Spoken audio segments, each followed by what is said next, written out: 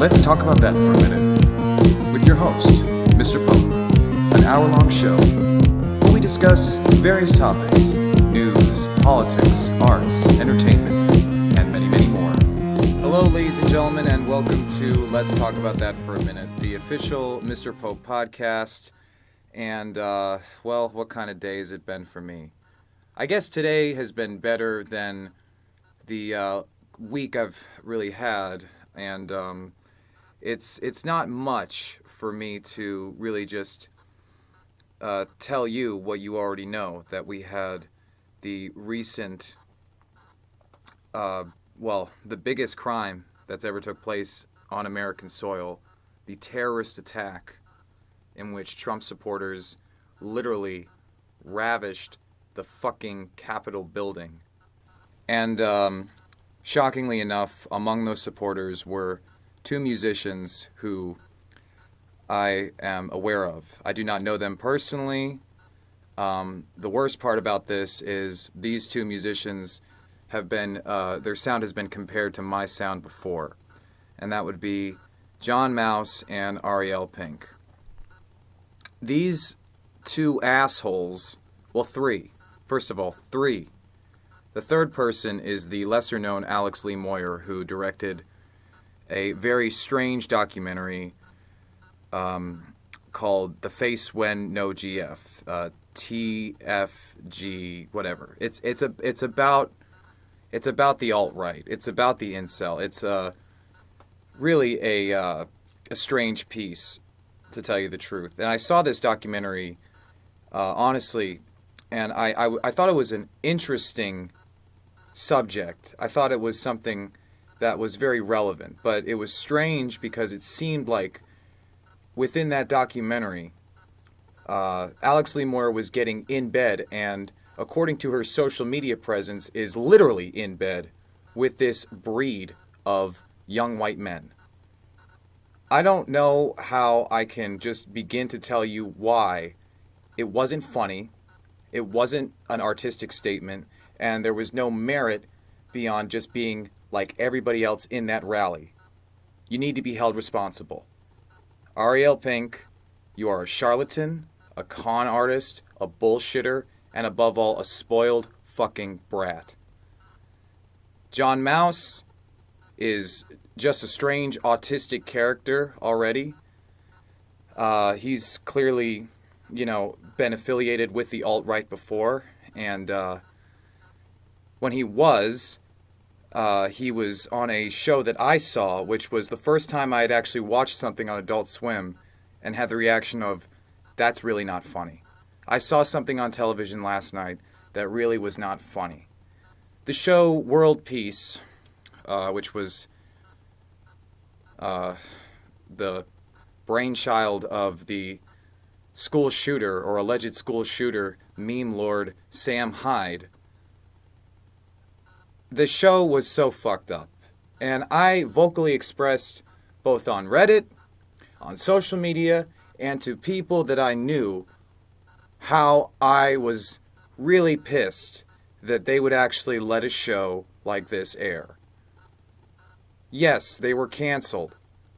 And yes, it seems like they had John Mouse and Molly Nielsen, well, not Molly Nielsen, on the show, these two artists. I mean, clearly, this is something that is a real wild card with this new breed of republicanism. Clearly, these kids, I don't know, a lot of them are video gamers, a lot of them are whatever, but they also tend to like music. And the kind of music they like is of the vaporwave aesthetic. And I was interested in vaporwave music not knowing that this was the kind of person it attracted. I remember in 2015 when Trump was selected, by mistake, this breed of nihilism began to show its ugly face. And these young white kids from the suburbs, whether they're trying to impress their dads or they're just hate women, hate being told to shut up, when they're saying some pretty obviously hateful and racist things. I mean, it gets worse when they get older. I don't know how to explain this breed of young white guy, and I really don't care to, but it kind of matches up when you think about it with the kind of music that Ariel Pink has made and the kind of public image he's had. There's another little bit lesser known character in this mix, as I said, Alex Lee Moyer, who I actually, admittedly, I DM'd her on Instagram and I said your movie was interesting. It was a good. I thought it was a good film, but I didn't understand that she would continue to be in touch with these the subjects of her documentary, the people she interviewed. I didn't think it was going to be like, as if she was on their side, like being a sympathizer for these people. I wasn't. Now, when you have a documentary, that's not saying you have to come from a very subjective place, but there are people, bottom line, who are unfit to have a say in any of this. They are not qualified because of who they are. That goes back to Ariel Pink, John Mouse, and Alex Lee Moyer attending the pro-Trump rally and then gloating about how they were almost killed and then went back to the hotel room to take a nap. I have never been so, well, first of all, disgusted, but also confused. Today, Mexican Summer announced that they have dropped him from the label. And, but Mexican Summer fucked up to, first of all, give him a distribution deal and promote the shit out of the Ariel archives for months. And you know what? This is just an example of him as an artist. It seems like this is what he hates the most. It's not just about the PC, the leftist, the liberal, how there's no freedom of speech, apparently because of ethics. It's simply that he's an outsider to outsiders. He is a loser's loser. And you can hear it in his music. I'm not even going to get into details about the kind of stories I've heard about this guy, but I am ashamed that years ago I was putting on Before Today and singing along and almost like, in a way, imitating his methods of shit. But really, I wasn't imitating him. I was still finding my own voice. But still, again, I've been compared to Ariel Pink, who I really think is a fucking loser. And definitely ass backwards in every message he's ever given out. Now, you don't have to align with someone politically, but there is a real limit, a real boundary that's crossed when you see somebody attending the biggest fucking terrorist attack on American soil since 9/11. These people bringing their children with assault rifles, they intended to kill the people inside that building. These people believe they are protected by the police. These bootlickers, these cowards, I mean, I'm not even going to waste my time calling them anything, calling them names, because they are literally trying to defend that guy. Today on Twitter, it's like a mixture of Tinder and Twitter. It's like the two apps working so horribly in my life right now, not at all working in my favor. Today on Twitter, there's a hashtag said by none other than Donald Trump Jr. This is 1984.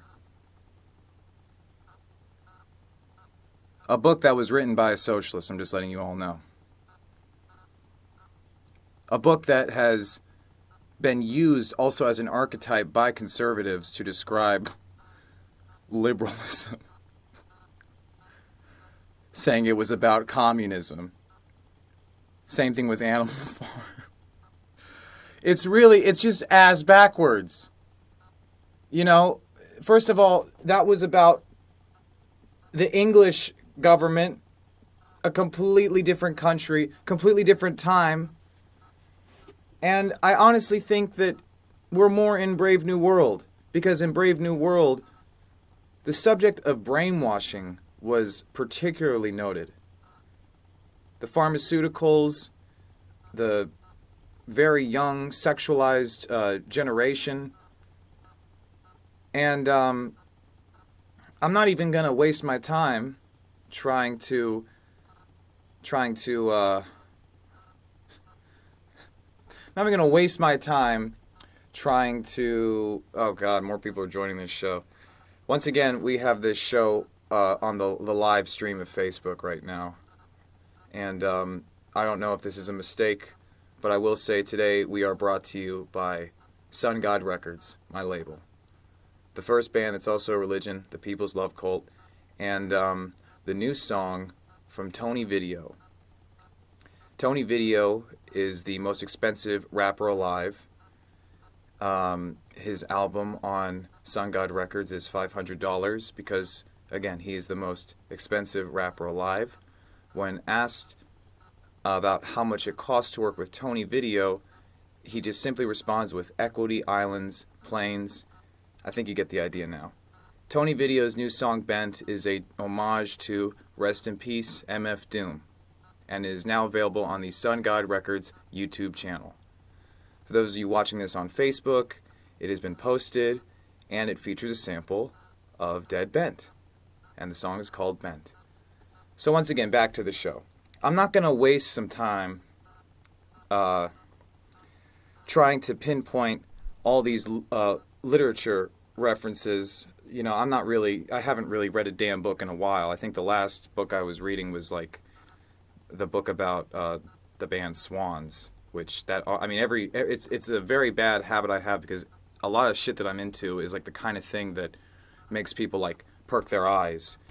You know, I have a natural affinity to problematic people like Keegan Windle, who was a guy who makes music as Spicy Invalid, and was messaging me today about a lot of whack shit because I sent him a new song, and the conversation I had with him.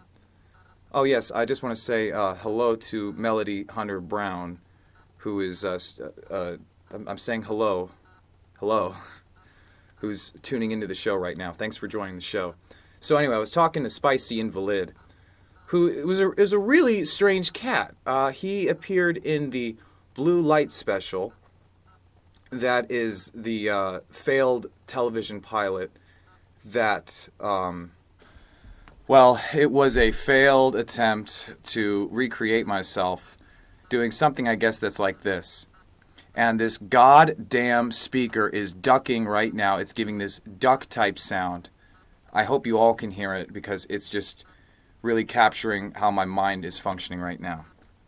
So, I was talking to a former collaborator, and like I said, I started this out with problematic people, and I feel like I could be a savior sometimes. I feel like not I would be able to take them away from their way of thinking, but I feel like at times I have a lot of empathy because, I mean, I've been blacklisted and I've been banned.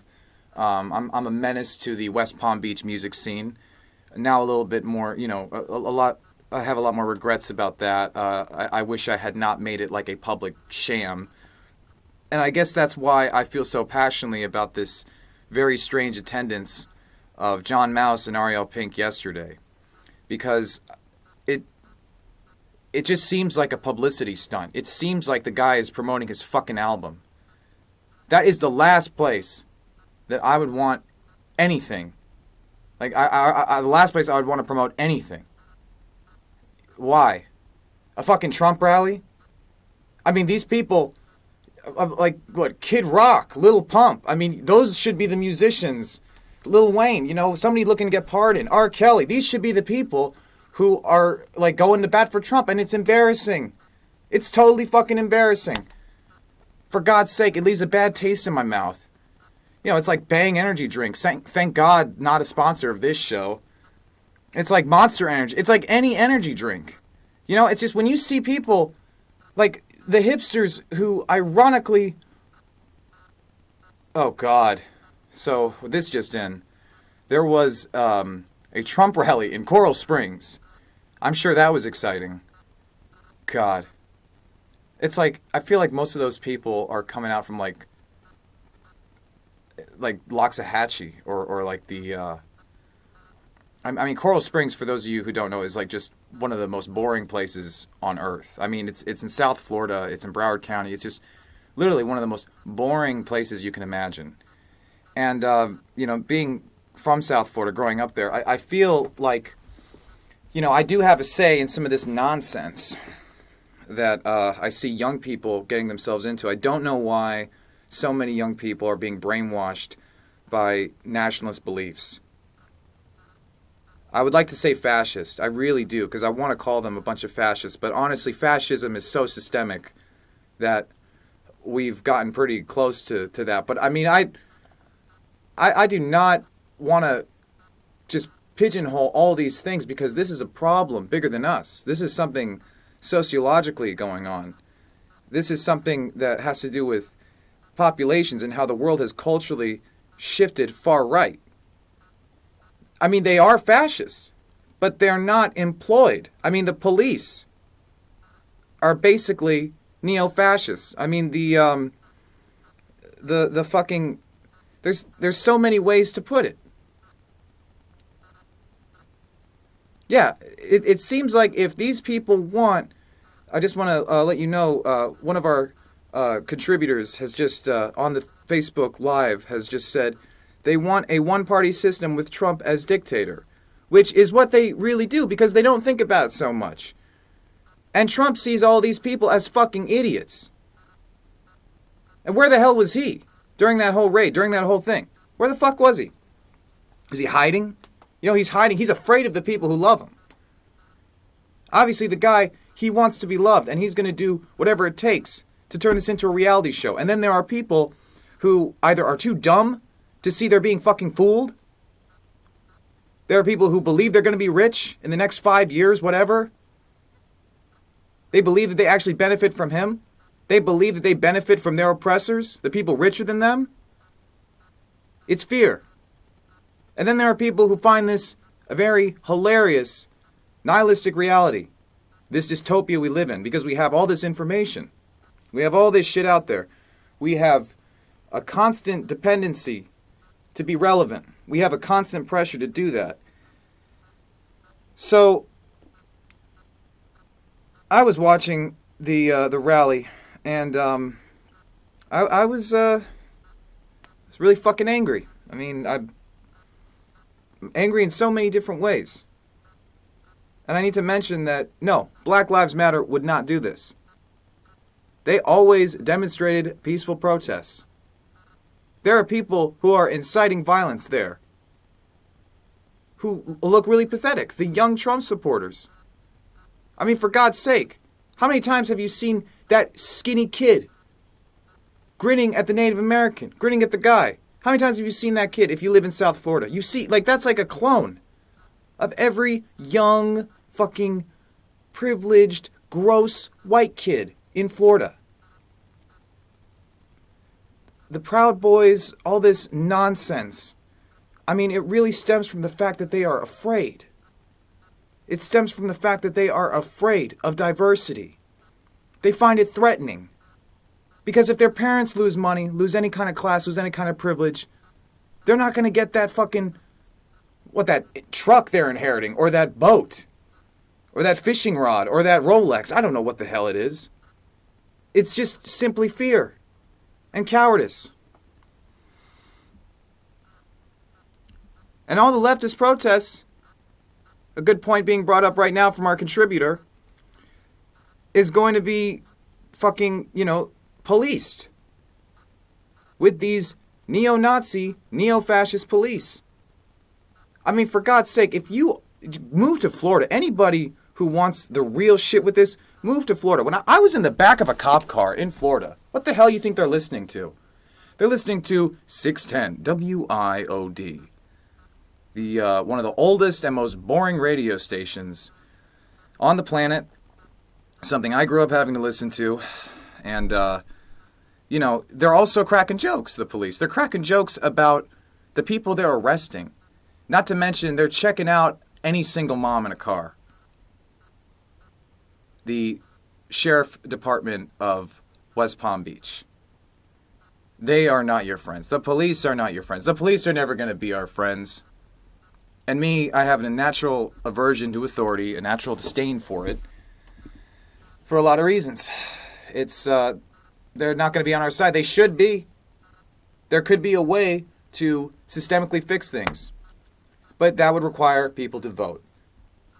And it's not going to help when there are young, alt-right, incel, angry kids who are just watching this and laughing and then going on Discord or going on 4chan. I mean, is this really something that people are proud of?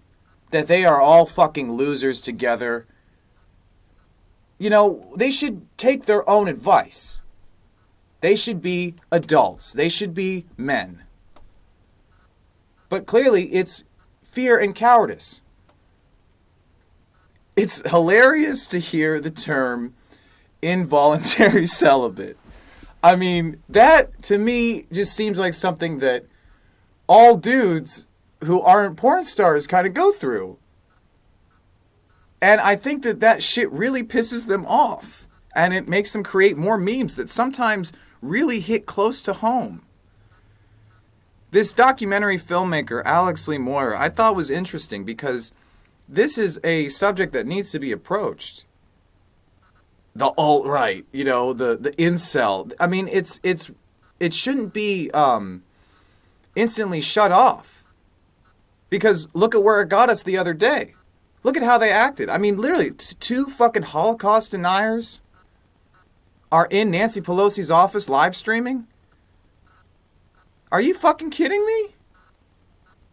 Like, what the fuck?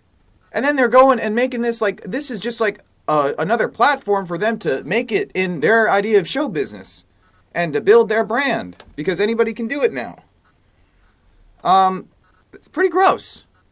But I don't think that you should approach this whole concept of some guy who doesn't get laid. I don't think you should approach it as this like, oh God, I will never be that. I mean, you know, you can easily be, if you're a dude, that can easily happen to you, you know. Trust me, you can. And then you see like in this documentary that Alex Lee Moyer made, it shows like the end game for like these incels. One of them gets a girlfriend, the other one starts working out, the other one's like this philosopher. I mean, yo, that shit is weird. Like, it did humanize the subjects. That's for sure. It did humanize the subjects, but it reminded me a lot of when Sean Penn went to interview El Chapo and the kind of tactics he used, including whoring out a actress, a very famous model that El Chapo was obsessed with. The means that people are going, the lengths that people are going to attain, whether it's heroism or just the lengths people are fucking going. You know, I don't understand it. I don't understand it, but it needs to be understood. And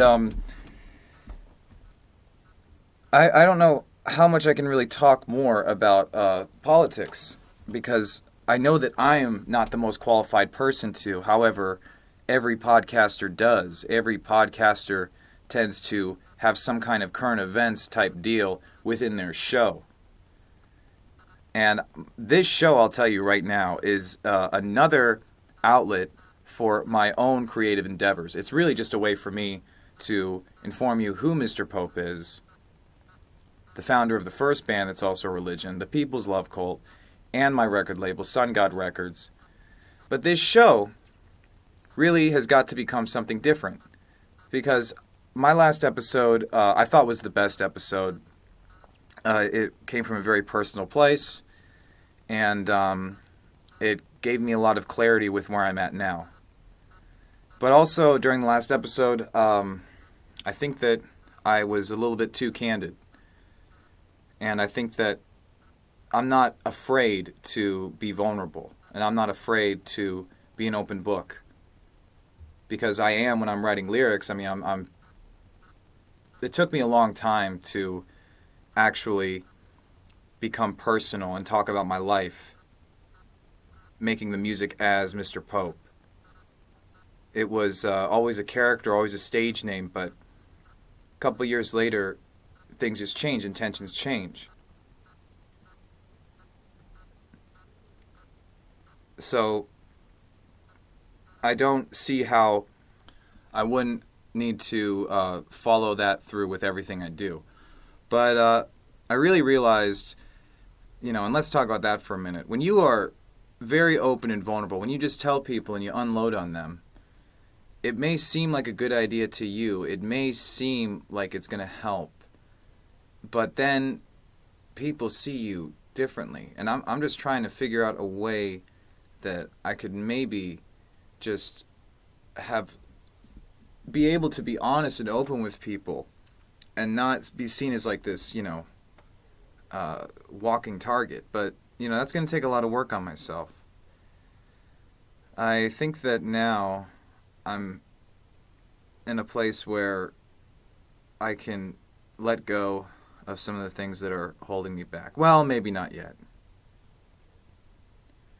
Because there is a malice and a overall distrust that I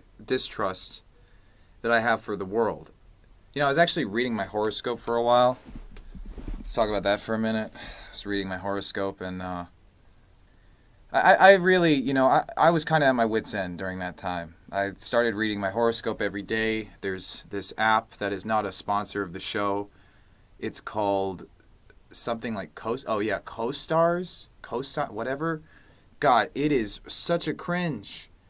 It's terrible. Horoscopes are something that, I just don't want to know about. They're just telling me things that I just do not want to hear. And I'm always, looking at the same part of the horoscope. I don't want to tell you guys which part of it I was. It has to do with the relationship and the being single thing. And it's, honestly embarrassing. But what I did realize is that there were some truths in it. There were some things that were very true. I have a fear of betrayal. And that fear of betrayal tends to drive me more inward than outward. But I clearly have a problem with projecting.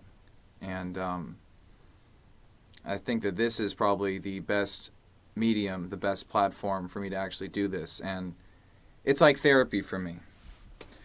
Currently, my situation is very strange with employment. I've been self-employed for quite a while now. And I've learned to be my own merchant of sorts with my projects, constantly promoting them. But you've got to do it on your own, I'm still looking for that opportunity that will get me to just not worry about what I want to do next. Maybe it could be podcasting. Who knows? I'm not quite sure. So we'll see where that goes. We'll see how that pans out.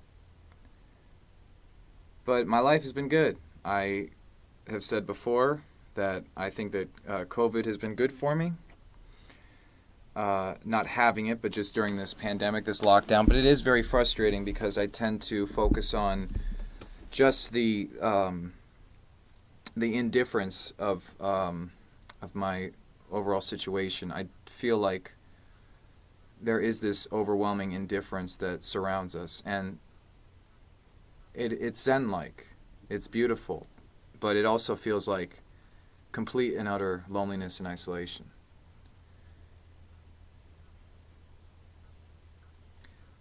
My album, The Beginner's Guide to Disillusionment, was an extension of how I was feeling at the time. I dove a lot deeper into the cynicism and the negativity. But really what it was, I thought I was reflecting spiritually, but what I was doing was feeling sorry for myself. And then I would almost react in a very, critical way, crucially, when people would not give me that validation I was searching for. And it's something that I still struggle with. It is something that I struggle with day in and day out. Even when it comes to attention-seeking. Now, attention-seeking behavior I have absolutely displayed, but this is why, again, I do things like this.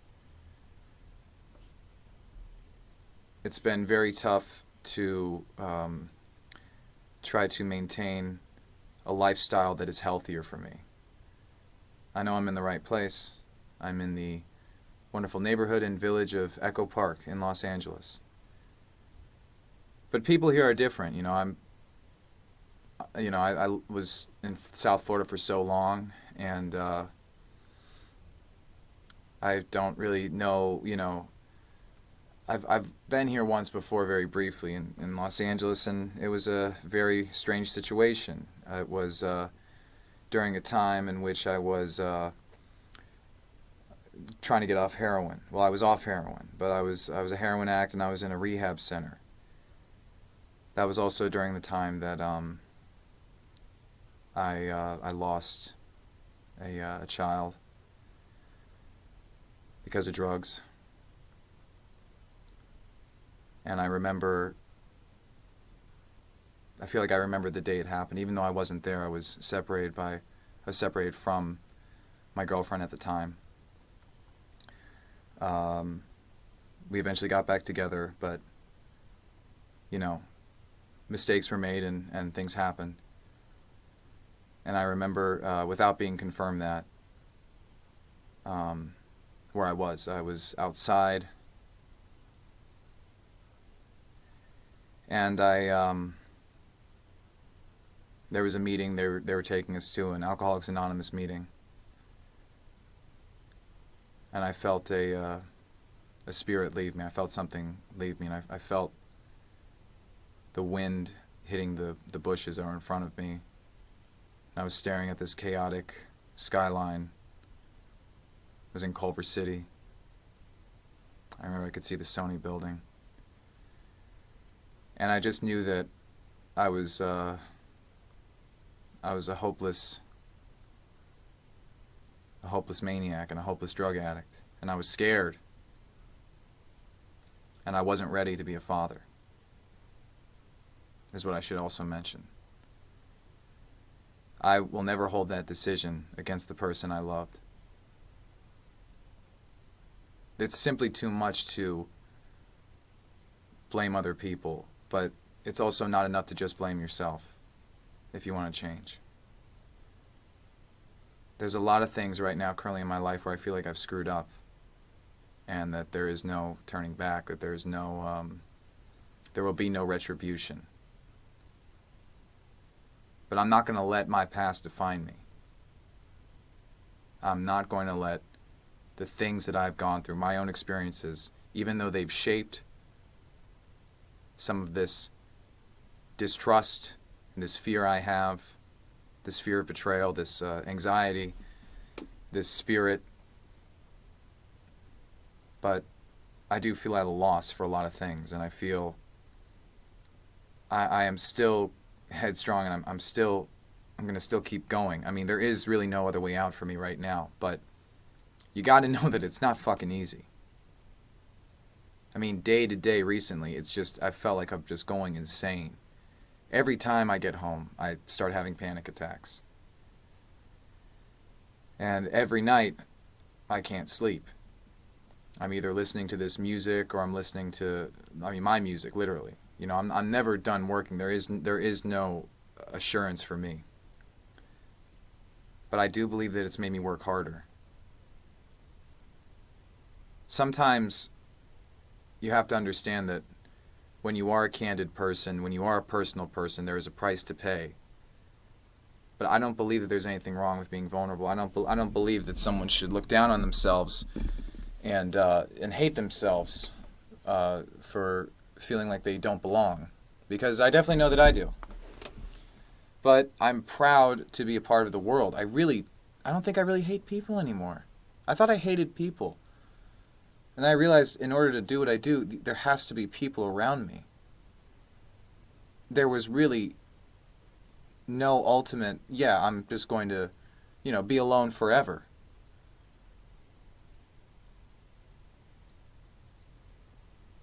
There's somebody in my life recently who told me why they're kind to people. And the way that they told me was very interesting. It was because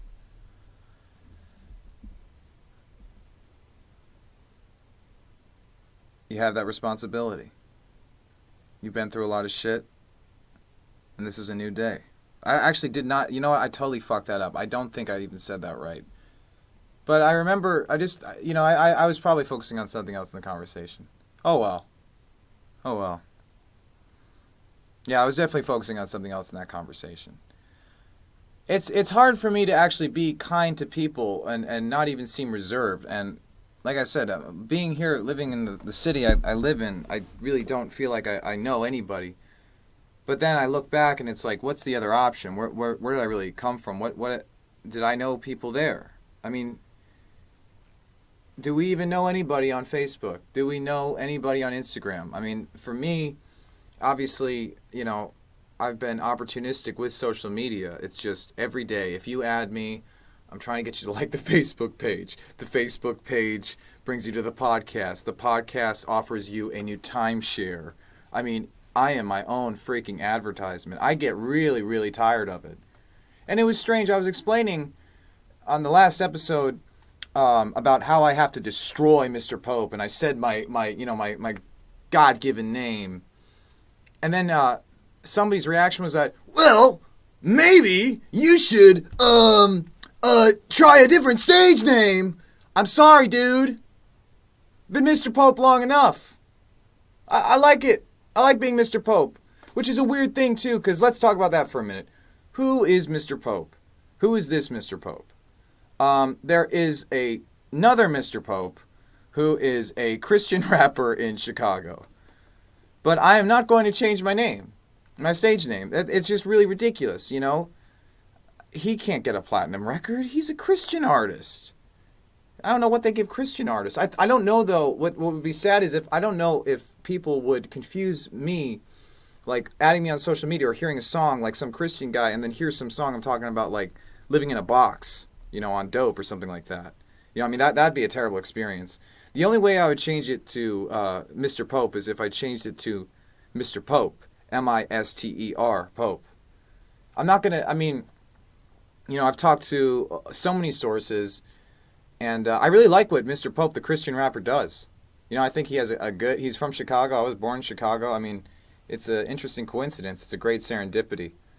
I just feel like sometimes he tries to out SEO me. Like, when I say that, he puts a lot of stuff on there, on YouTube. He puts a lot of stuff on Twitter, and I think that oh God, sorry to interrupt, but I just got tagged in this podcast group. I guess this is a Facebook friend of mine. I think I joined this room, this chat room, or no, this group, this podcast. I added this person, joined the group, podcast group, and now I think they're inviting me as I'm doing my podcast on their podcast. It's one podcast at a time, people, please. I know we all have a podcast right now. Recently, I also had an opportunity to work for a podcast, but here's what I'm not doing anymore is I'm not doing things that I'm not getting paid to do. It was literally like a creative content producer, and it would be considered an internship. And, if you are posting a job on fucking Indeed, please be serious about it being a job. That means paying somebody, especially when it's something that takes the kind of work and the kind of effort to promote somebody's podcast. And for the love of God, it was also a Major League Baseball podcast. That was the most hilarious conversation. She was on the phone with me and she was like, yes, Major League Baseball isn't very popular with millennials. Like, no duh. Like, it's a shitty sport. Like, baseball sucks. You know, I do not pay attention to that. And, you know, I'm not a sports guy. Definitely in entertainment. I really dodged a bullet with that. But the reason why I dodged a bullet was because I would not get paid from that job. I'm really sorry. Want to give my public apology to the All Talk, All Balk, whatever, podcast. Can't work with you guys because, you know, I wouldn't get paid. It's not a job, you know, it would have like taken a lot of time. I didn't even know during, like, the conversation that was about a 30-minute phone call. I did not know until maybe 30 minutes into the phone call that it was a job that I would not get paid for. Like, it says it in the ad, but, like, you can't, just don't post something on Indeed. Like, add somebody on Facebook and do it what our smart friend did.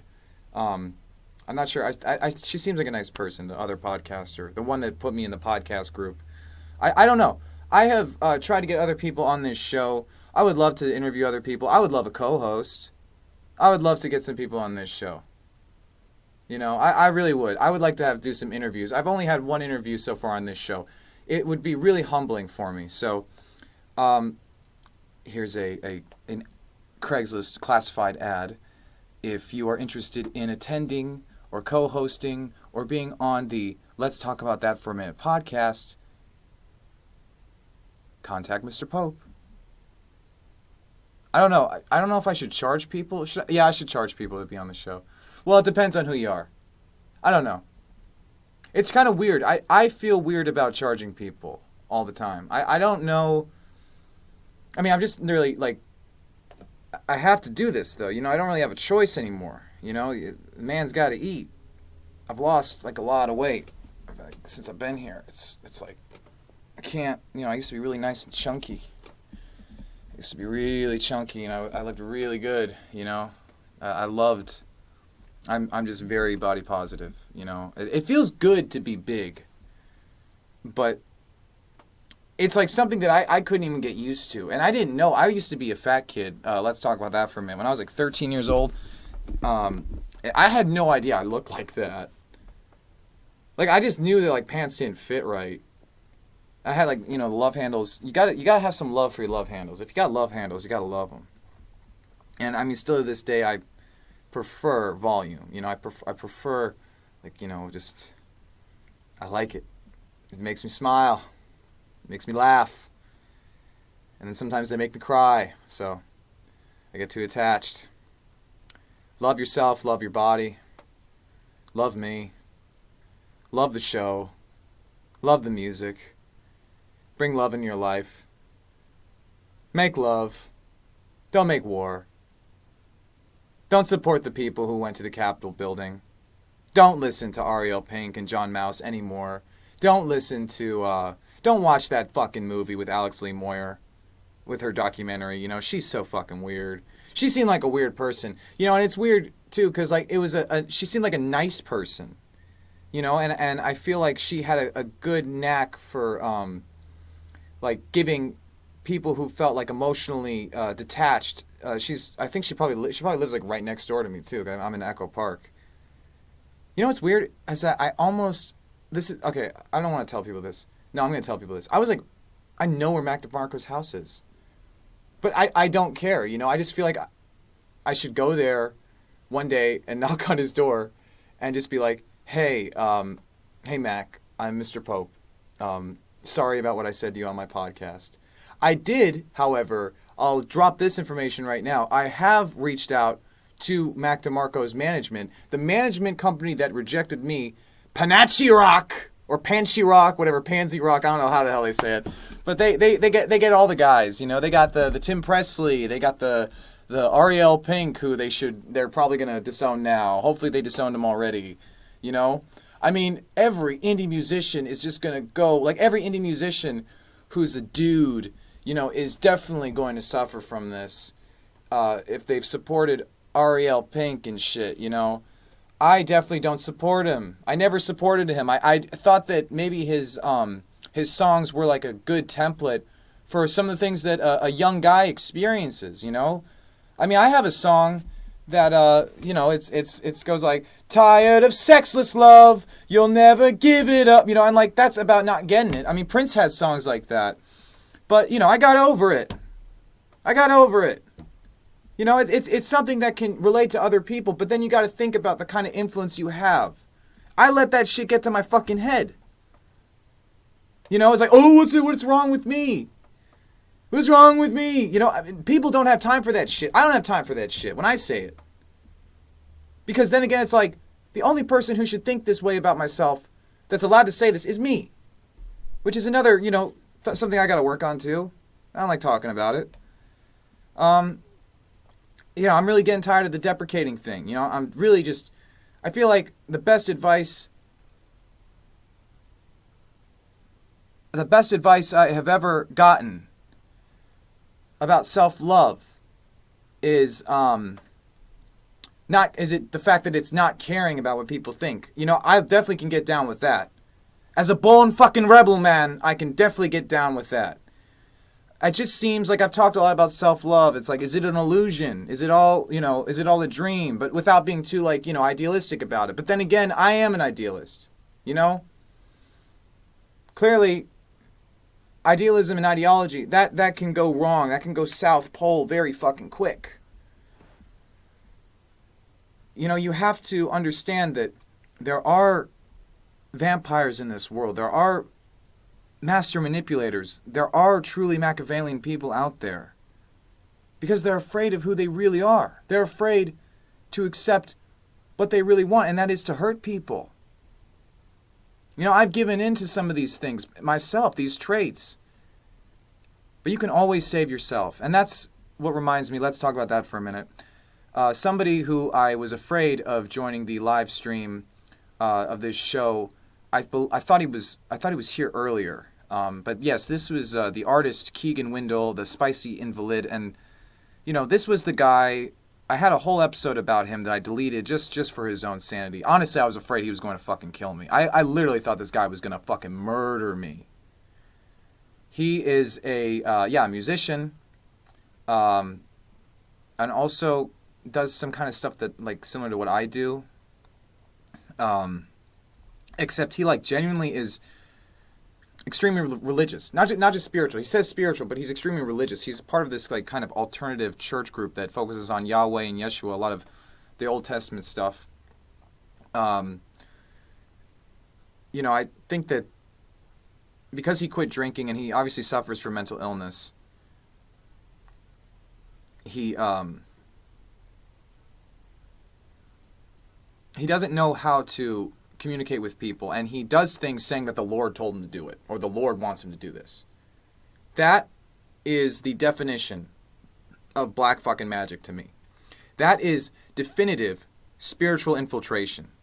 It's just like those asshole hippies who give you too much mushrooms and then start laughing, and you're wondering if they're laughing at you. Maybe they are. You know, there's a lot of bad trips out there. That's definitely why I stopped tripping hard. I mean, I was so fucking gone when I was like a teenager, when I was in some bands and stuff, and I was definitely with the wrong people, you know. I honestly really I don't have any regrets, but it's like the trip stopped. You know, the trips weren't fun anymore. And literally then I was not in college. Like literally, I wasn't in college by the time the trip ended. I was like, wow, I am not a kid who's like trying to continue to throw my life away, you know. And that's obviously the drugs, yada yada yada, came after that, and all this stuff. But whatever, you know. I'm not gonna, you know, let this thing be like a chip on my shoulder for any long. You know, I've done a lot in my life. You know, I don't want to wear this baggage and all this, you know. Like I said, I'm not going to let my background, I'm not going to let my experiences, I'm not going to let the shit that I've been through define me anymore. And I probably said something like that the last show, but this is where it really ends today. Again, I know that I've spoke about some current events and some issues on this show, but I can't stress enough that this is always a personal platform for me.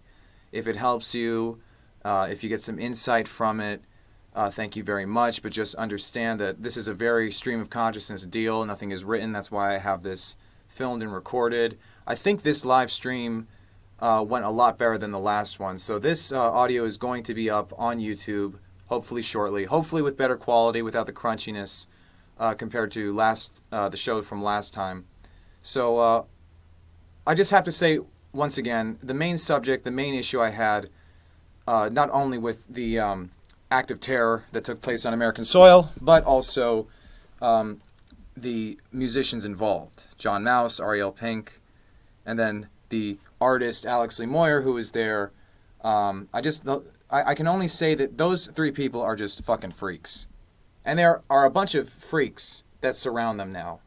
And that, honestly, the disturbing thing is, yes, he was dropped from the label, but this label, Mexican Summer, who unfortunately I've submitted my demos to, thank God. I mean, I avoided Burger Records so easily. I avoided, now, a Mexican Summer. I've avoided, the worst people, for a good reason. God is working in my life.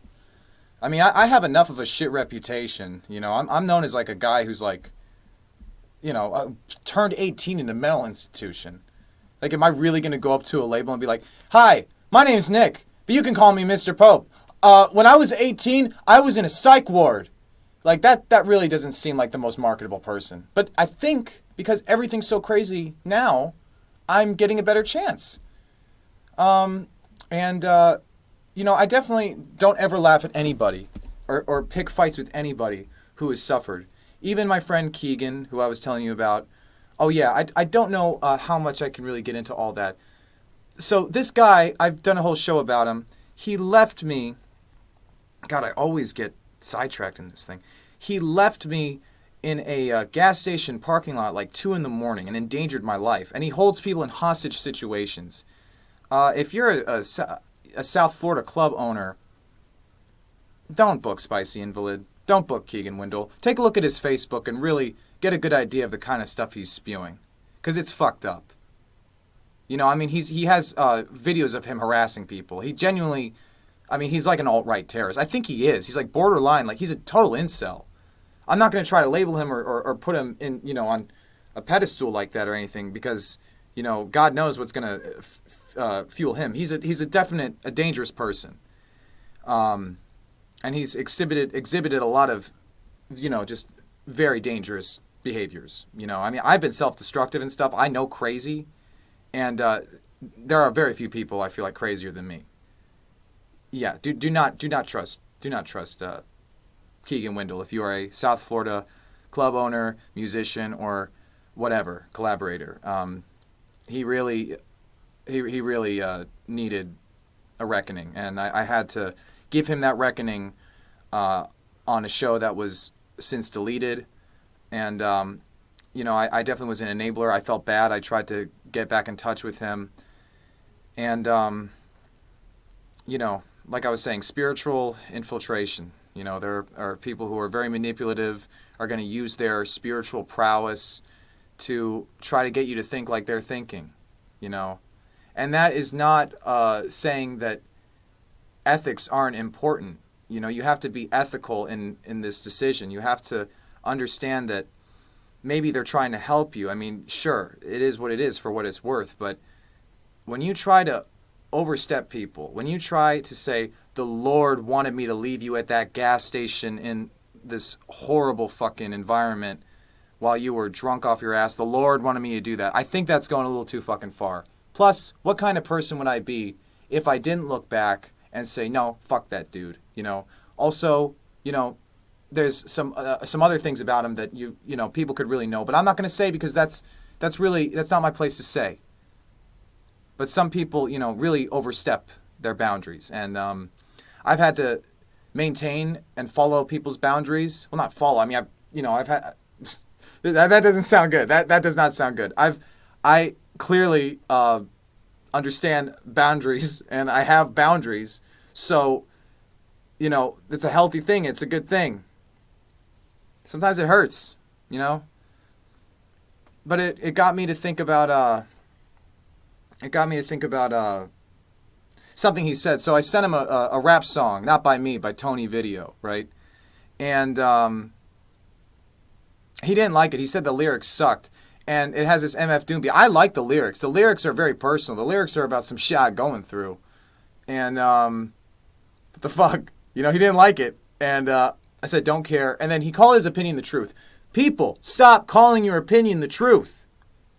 This is like this third time this fucking month that I've had to remind somebody that your opinion is not the truth. Don't you dare. Who the fuck are you? What God do you fucking believe in? If you're going to go around saying that God made you do this, God made you do that, your opinion is not the truth. Your opinion is your opinion. And that is as a result of your experiences. Thank you all for listening to Let's Talk About That for a minute. This is a very great experience, and for the rest of the show, I'm going to be playing music. Not on the live stream, Facebook people, just on this one here. Go to YouTube, Mr. Pope, for more stuff. Sorry, my mind is... Oh yeah, and also go on the talentlessmrpope.bandcamp.com. I'm on Patreon now. Can you believe it? I'm on fucking Patreon. I love it. I have nobody follow me on Patreon. I can believe that. So go ahead, follow me on Patreon. The tier you're gonna get, I'm gonna give you everything: old socks, dirty underwear, new hats, new tricks, just wonderful things. I'll come to your house and I'll do your dishes. I'll do anything as long as you subscribe to me on Patreon. This has been Let's Talk About That for a Minute with music producer, everybody's favorite troublemaker, Mr. Pope. Thank you.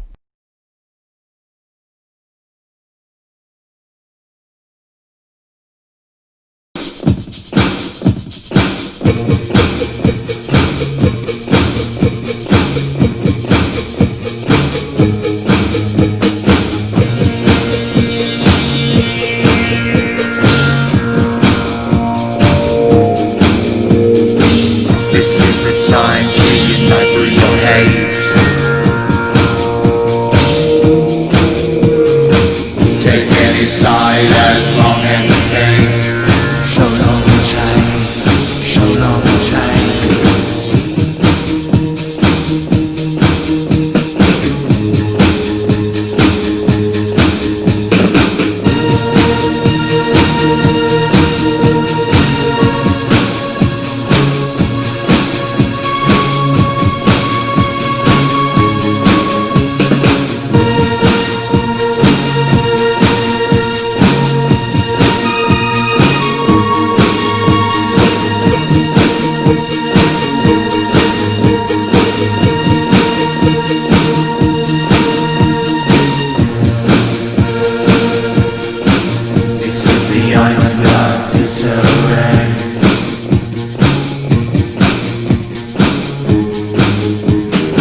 Strangers are always the closest bridges to burn. Locking the souls is the only way to learn.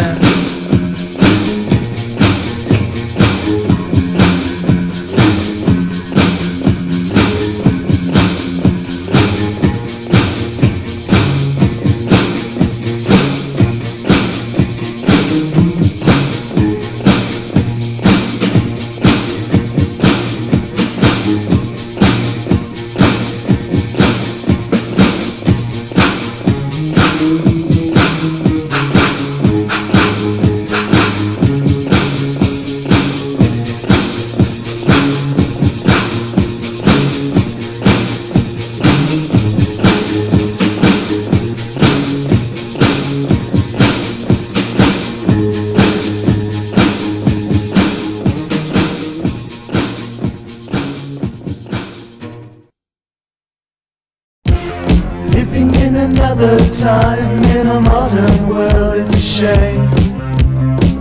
I can see your vacant eyes in the mask that hides your face. Shut down,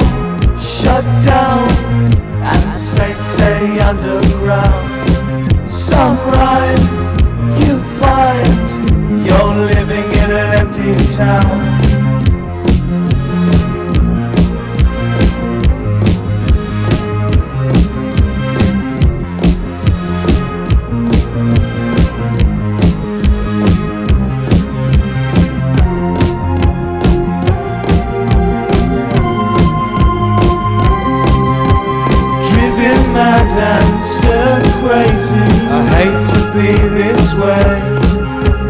but I see it through your mask, baby. And for you, love is a play.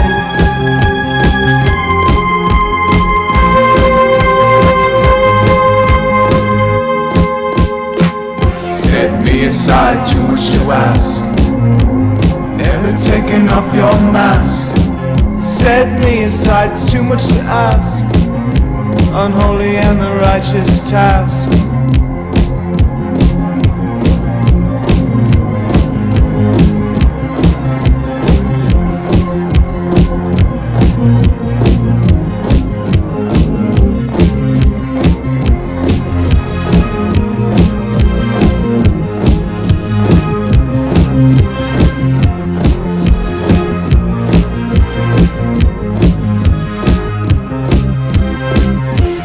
Living in the modern time, in this new world, it's a shame.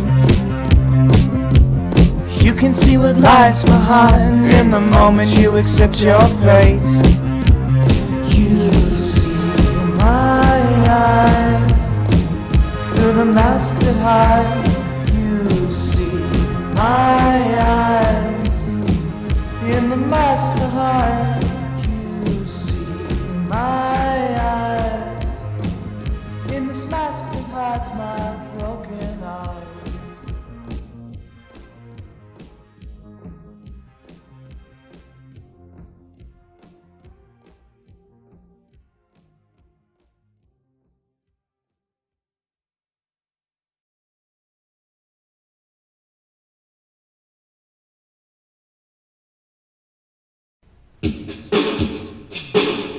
When you're hearing and you're fearing the day, you gotta trust the night. Try and stay away so you can trust the night. Trust the night. Trust the night. The dawn is your enemy. In the day we are slaves. So all you have is the promise of the night. Try to get away in the peace of the night.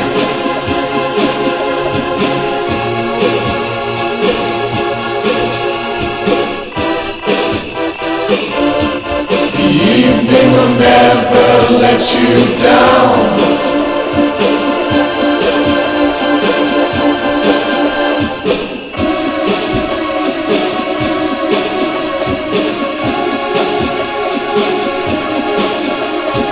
Trust the night.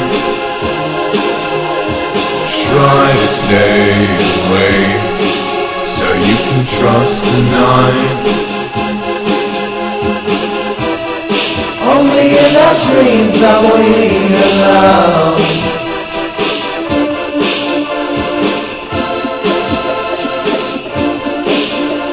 It'll be alright.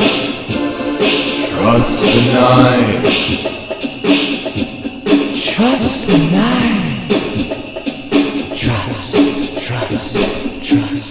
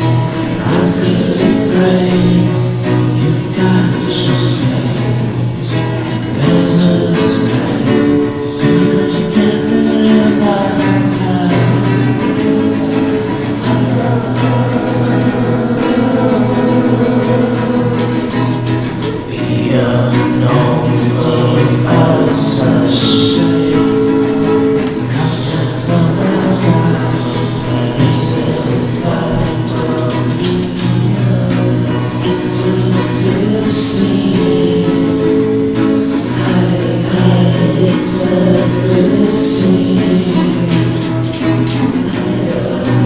It's a blue scene.